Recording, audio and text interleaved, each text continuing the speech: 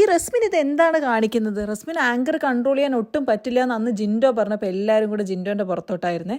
റസ്മിൻ്റെയും ജാസ്മിൻ്റെയും അടിക്ക് ശേഷം ഇപ്പോൾ രണ്ടുപേരും കൂടെ കൺഫെഷൻ റൂമിലുണ്ട്. ജാസ്മിന് പരാതികളൊന്നും ഇല്ലയെന്ന് ജാസ്മിൻ പറയുമ്പോഴും ഇത് വെച്ച് പൊറപ്പിക്കാൻ പറ്റില്ല എന്ന് ബിഗ് ബോസ് പറയുന്നുണ്ടെങ്കിൽ അതൊരു ഫിസിക്കൽ അസോൾട്ട് ആവാനാണ് ചാൻസ്. അല്ലെങ്കിൽ ഇത്രയും കടുപ്പിച്ച് പറയേണ്ട ആവശ്യമില്ല.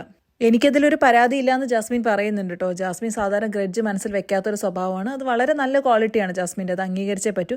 പക്ഷേ അതുപോലെ തന്നെയാണ് ജിൻഡോവും. അന്ന് ജാസ്മിനെ ജിൻഡോ അടിച്ചപ്പോൾ ഒരിക്കലും ഒരിടത്തും ലാലേട്ടന് മുമ്പിൽ പോലും ജിൻഡോ അതൊരു പരാതിയായിട്ട് എടുത്തില്ല. ജിൻഡോ പറഞ്ഞത് അത് സാറില്ല, അവളന്ന് ദേഷ്യം വന്ന് ചെയ്താന്ന്. അപ്പോൾ ജാസ്മിനെ പൊക്കുന്ന ജാസ്മിൻ്റെ പിയാസ് ഒന്നും കൂടെ കാണണം. അതുപോലെ ജിൻഡോയും ചെയ്തിട്ടുണ്ട്. ഇത് ചെയ്യുന്നത് ലോകത്തിൽ ആദ്യമായിട്ട് ജാസ്മിൻ ഒന്നല്ല. എങ്ങാലും ഇത് വളരെ നല്ല ക്വാളിറ്റി തന്നെയാണ്, അക്സെപ്റ്റ് ചെയ്യേണ്ട ക്വാളിറ്റിയാണ്. ഒരുപാട് നെഗറ്റീവ്സ് ഉള്ള ജാസ്മിനിൽ ആകെ നമ്മളെല്ലാവരും കണ്ടുപഠിക്കേണ്ട ഒരു ക്വാളിറ്റി, പേഴ്സണൽ ഗ്രഡ്ജ് മനസ്സിൽ വെച്ച് പെരുമാറാത്തൊരു കുട്ടിയാണ്.